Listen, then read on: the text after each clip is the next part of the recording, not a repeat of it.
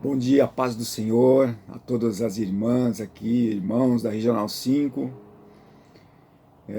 Quero aqui compartilhar aqui com vocês esta manhã Efésios, que foi o capítulo que foi proposto para que eu falasse, capítulo 3, versículos 13 e 14, que nos diz assim. Eu vou ler o 13 e vou ler o 14, o 15 e o 16. Por causa disso, me ponho de joelhos perante o Pai de nosso Senhor Jesus Cristo, do qual toda a família nos céus e na terra toma o nome, para que, segundo as riquezas da sua glória, vos conceda que sejais corroborados com poder pelo seu Espírito no homem interior.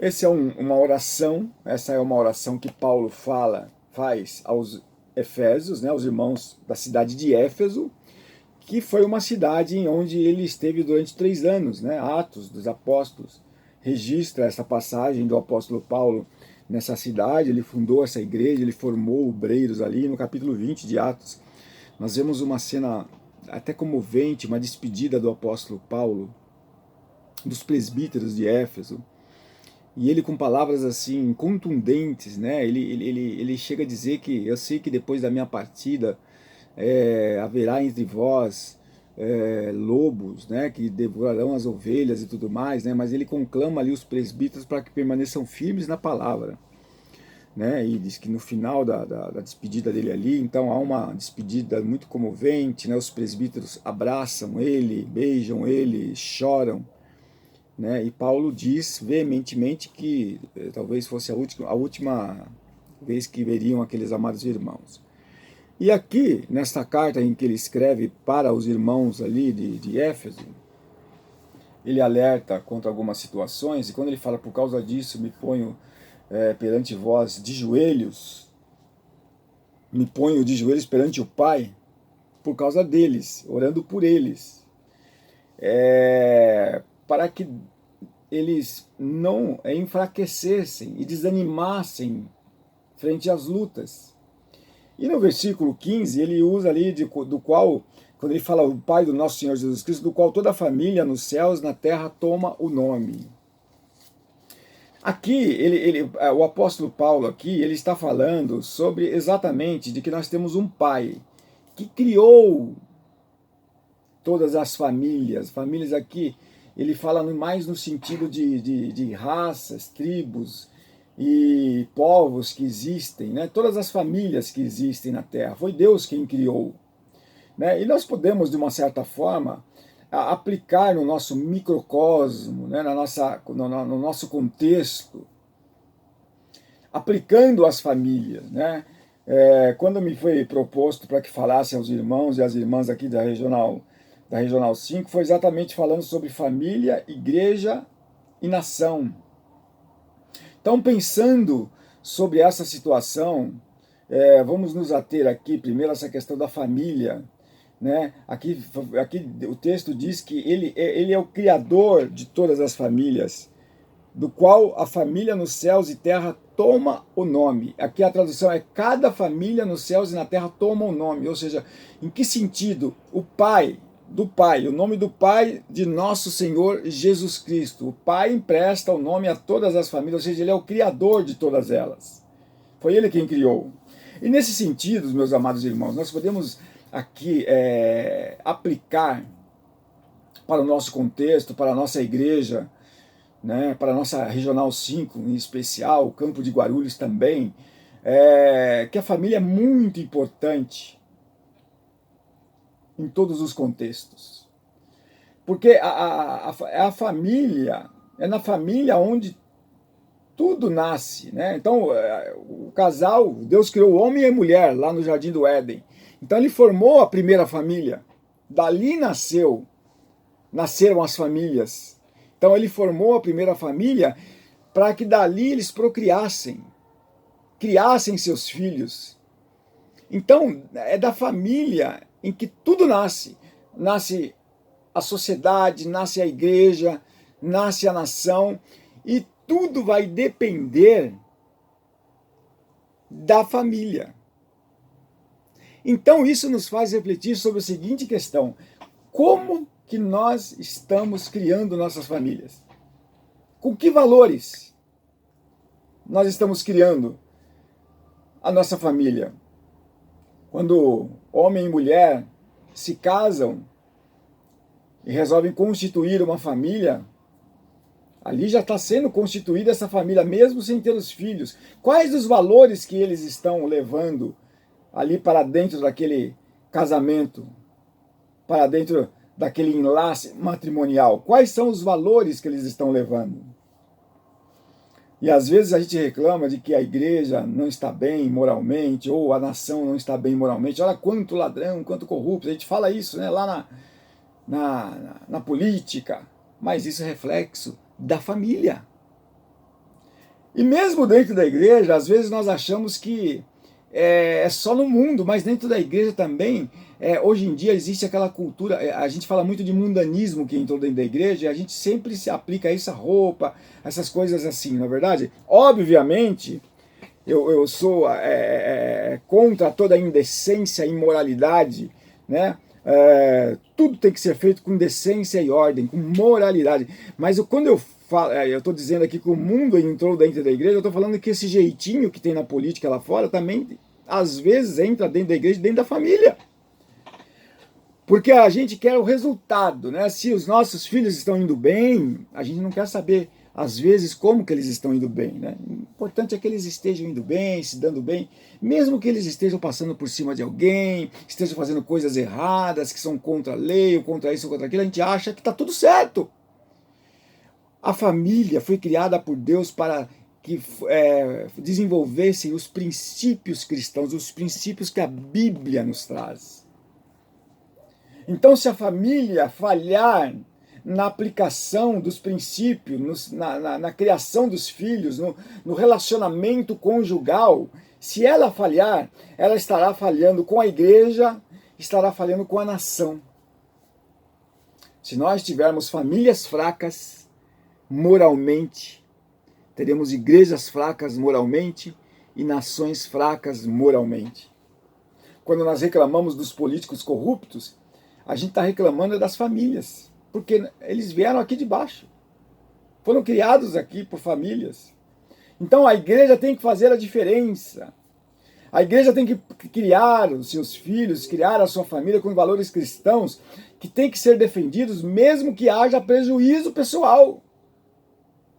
E a gente vive numa cultura que ninguém quer levar prejuízo, na verdade, todo mundo quer levar vantagem, o jeitinho brasileiro, né? Aquela coisa, não, mas não estou me dando bem, Deus está me abençoando. Queridos, o Evangelho nos desafia a tomar a nossa cruz diariamente e seguir a Jesus Cristo.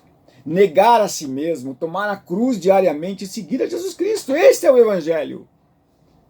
O que significa negar a nós mesmos? Negar as nossas vontades. Negar as nossas ambições, negar aqueles desejos que nós queremos às vezes, que são desejos mirabolantes, de que nós tenhamos algum tipo de destaque. E quando ele fala negar a nós mesmos, tomar a cruz e segui-lo, ele está dizendo exatamente a autonegação que um discípulo deve ter e que as famílias têm que ensinar os seus filhos e aplicar no relacionamento conjugal, aplicar na família. Às vezes a gente reclama então da igreja, a igreja não está muito bem, mas a igreja é composta de família, inclusive da sua família. Do que a sua família está contribuindo para o crescimento da igreja? No quê? De que forma? Então nós temos que refletir isso daí. E aí hoje a gente reclama também na nação, como eu já mencionei no início. Aí nós estamos reclamando, mas a influência vem aqui de baixo, das nossas famílias.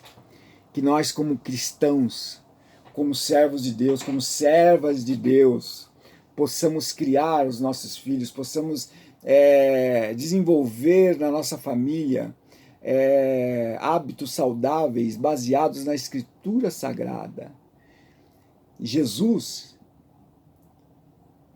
há um registro de Paulo aos Filipenses no capítulo 2, diz que ele, sendo Deus, ele não assumiu isso como usurpação, o ser igual a Deus, porque ele era Deus. Mas antes, ele humilhou-se a si mesmo e assumiu uma forma humana. E veio e sofreu entre nós. Aí Paulo fala assim, portanto a gente não tem que ter em vista o que é nosso, mas em vista o que é dos outros. O que nós temos que viver hoje em dia, minhas irmãs e meus irmãos, é o evangelho pleno, em que a gente não tem que estar preocupado com o nosso direito, com o nosso interesse, mas tem que estar preocupado com o interesse dos outros, ainda mais nessa pandemia que nós estamos vivendo, nessa situação de crise. Vai aí no mercado, ou em qualquer outro lugar, agora que as coisas estão abrindo aí, vê se alguém quer deixar o outro passar na frente, se todo mundo não quer sair correndo e para não perder o seu lugar na fila. Vai lá, dá uma olhada. E o cristão foi chamado para deixar os outros passar na frente mesmo. Ah, então pode passar. Ah, não, mas eu não sou tonto. Então você não é cristão, meu filho. Porque o cristão foi chamado para ver o interesse dos outros. Não estou dizendo que quando você tem um direito seu, que você não pode, que não tem que ir atrás de um direito legítimo e tudo mais. Mas estou dizendo que você tem que levar em conta o que é dos outros. O cristão foi chamado para abençoar as vidas que estão à sua volta, para ajudar aqueles que precisam. E nessa situação em que nós estamos vivendo, nessa pandemia, quanta gente ficando desempregada, famílias doentes, famílias que estão perdendo os entes queridos, muitos têm perdido aí pai, mãe, irmãos, né? Cada situação tão difícil. E é nossa obrigação cuidar uns dos outros, como família, nos preocuparmos uns com os outros, criar a nossa família, os nossos filhos, ou desenvolver ali no relacionamento conjugal o hábito de ajudar o outro, sempre olhando para o outro, nunca olhando só para dentro da sua casa, porque nós não somos mesquinhos, não somos interesseiros, não buscamos os nossos próprios interesses. Jesus fala, ele resume todos os mandamentos, né, em 2 apenas. Amar a Deus sobre todas as coisas e ao teu próximo como a ti mesmo. O que ele está querendo dizer com isso? Que nisso daqui está englobada toda a lei, porque se você cumprir amar a Deus sobre todas as coisas, você não vai querer infringir a lei de Deus.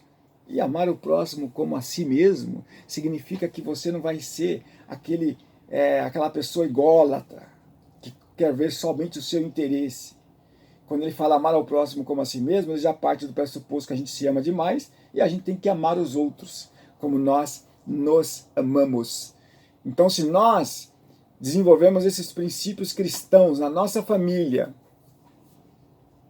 no relacionamento conjugal, na criação dos filhos, estendendo aos demais familiares, né, que os agregados, depois que a família vai crescendo, genro, nora, depois vem os netos, né, você vai desenvolvendo esses princípios cristãos.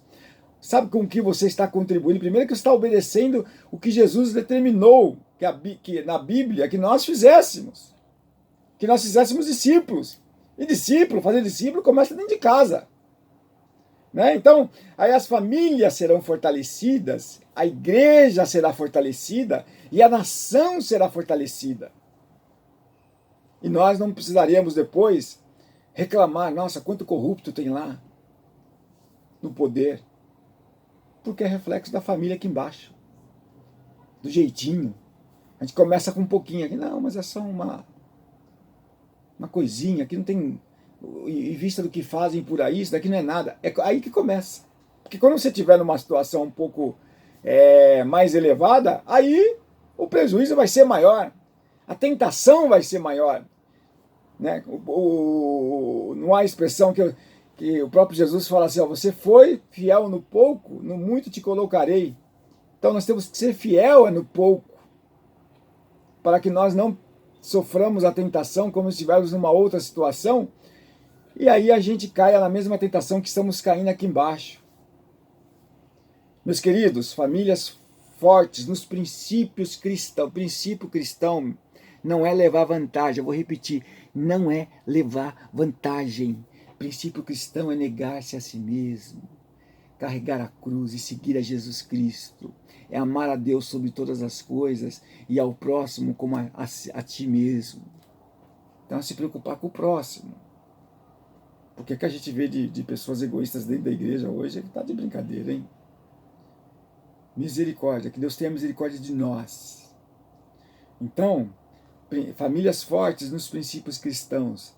Teremos igrejas fortes também, que poderão pregar o Evangelho, que poderão ser testemunhas da palavra de Deus, levando o Evangelho.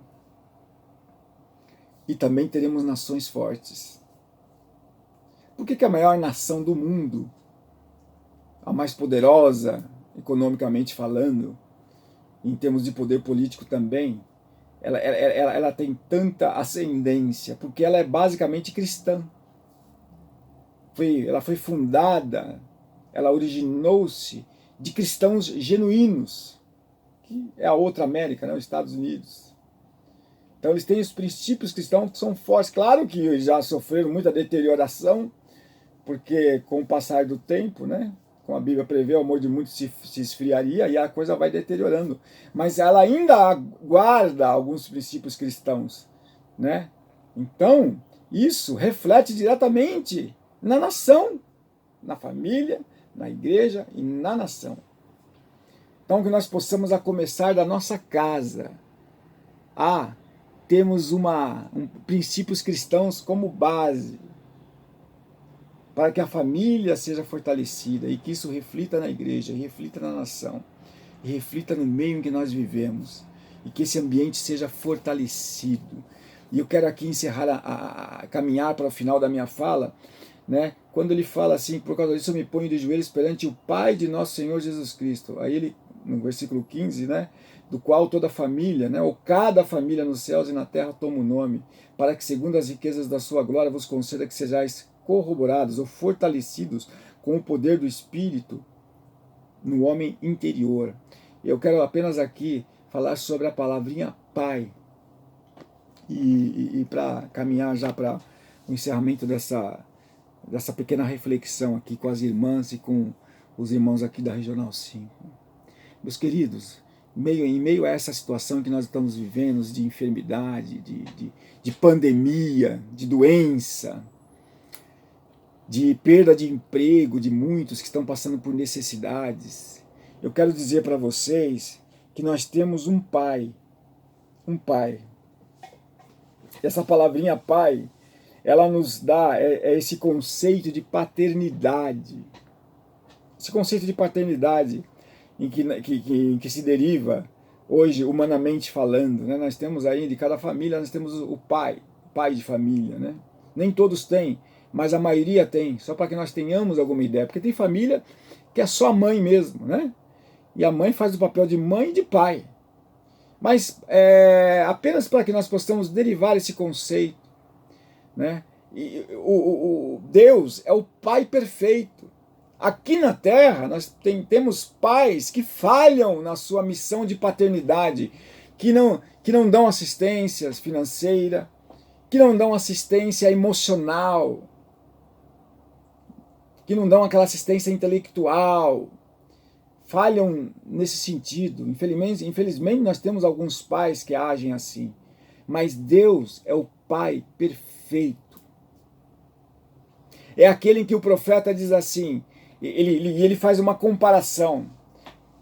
Pode uma mãe que amamenta o seu filho esquecê-lo? Mas isso pode acontecer, né? É difícil, mas pode acontecer. Já tem tanta notícia aí de mãe que abandona filho recém-nascido. Mas ele está querendo dizer que isso é muito difícil de acontecer.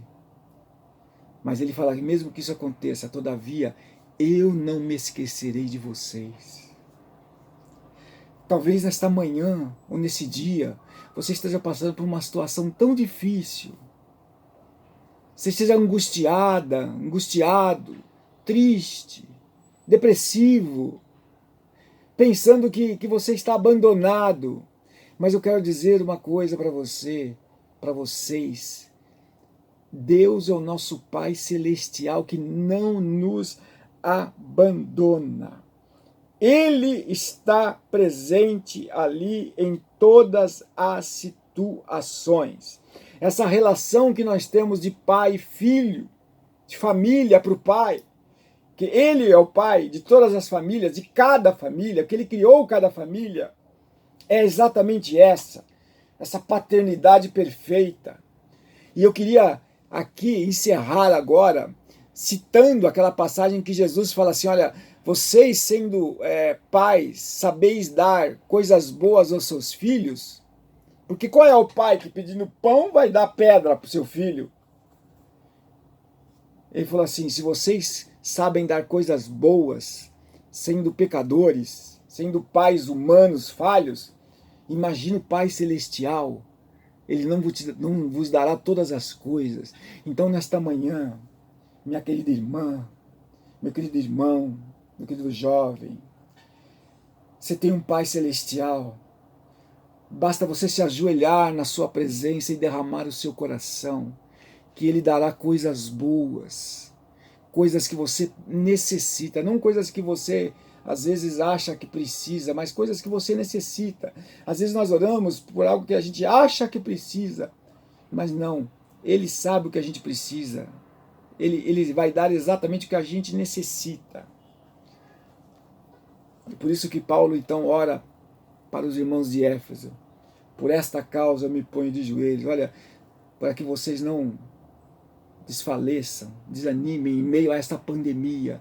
Eu me ponho de joelhos perante o Pai do nosso Senhor Jesus Cristo, para que, do qual cada família nos céus e na terra toma o nome, para que vocês sejam fortalecidos no poder do Espírito Santo.